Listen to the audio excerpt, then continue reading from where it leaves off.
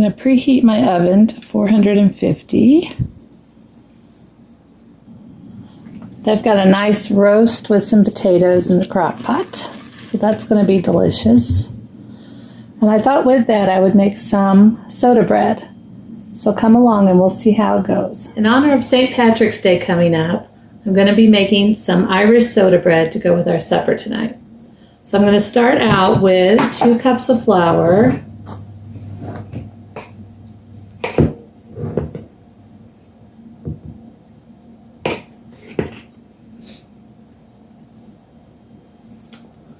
and then I need a half a teaspoon of baking soda. Thus where the term soda bread comes from.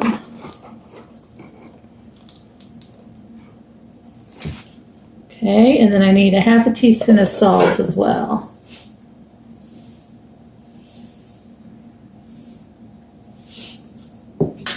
I'm going to give that a good stir, make sure it's all incorporated well.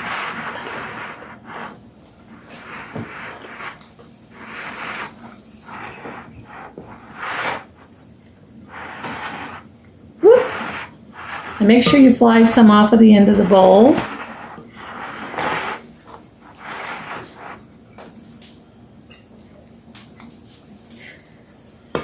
Okay, I think we're getting that pretty incorporated there.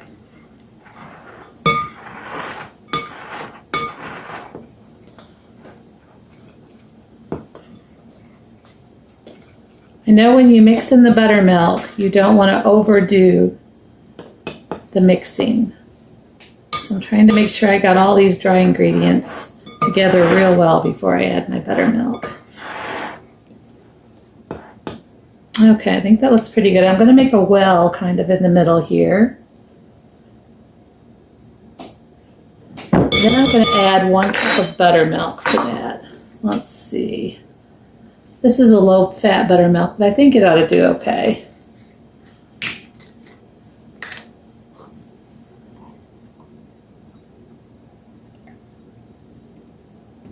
Okay. The lid on that. Then I'm just going to start to stir this gently.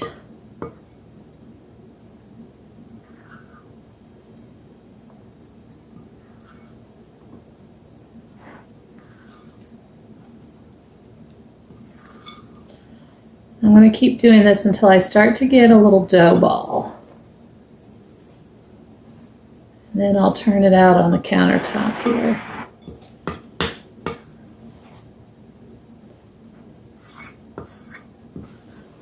So the more you mix it, the tougher your bread's going to be. And we want this to be a nice soft bread. So I'm thinking that's starting to look pretty good.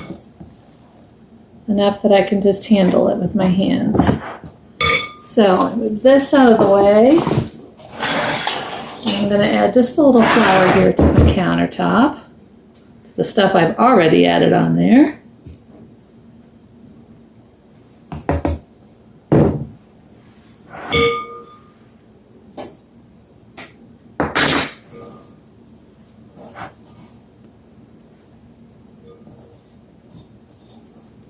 Okay, get that out of the way. And we're just going to kind of work this into a nice ball. It's a little more doughy over here, so I'm going to add a little more here. This is a no-knead bread, so I don't really want to knead it together, but I want it to stay together. If that makes any sense.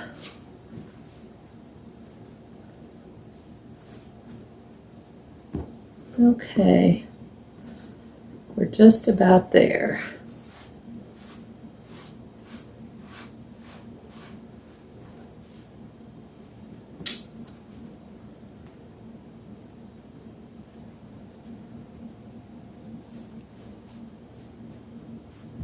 All right. I'm going to give my hands a quick rinse, and then I think we're going to transfer this to our baking dish.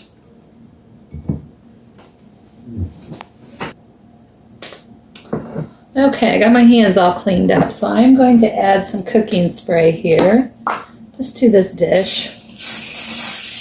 I know a lot of people like to make this in cast iron, but I've got my cast irons kind of put away for right now, so I don't want to dig it out. So I'm going to take this, flatten it out just a little bit more. I'm going to transfer it over here. And now, get this out of the way. I'm going to use a knife here, and I'm just going to put a big X right across the top.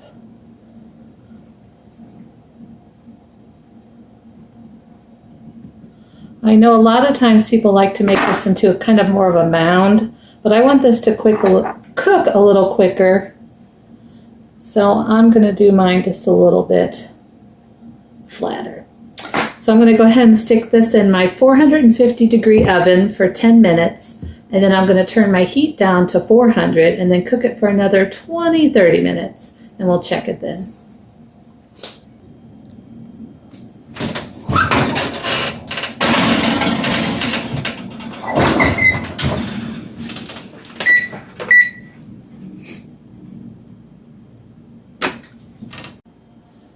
It's been 10 minutes, so I'm going to go ahead and turn this down to 400 degrees now.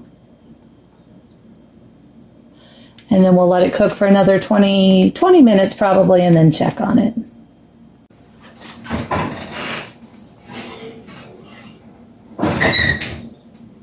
The timer just went off, so I'm going to check it here, and I'm thinking it's looking pretty good. So I'm going to go ahead and transfer it from here over to my cooling rack. And then I've just got some butter here. I'm going to go over on the top while it's nice and warm.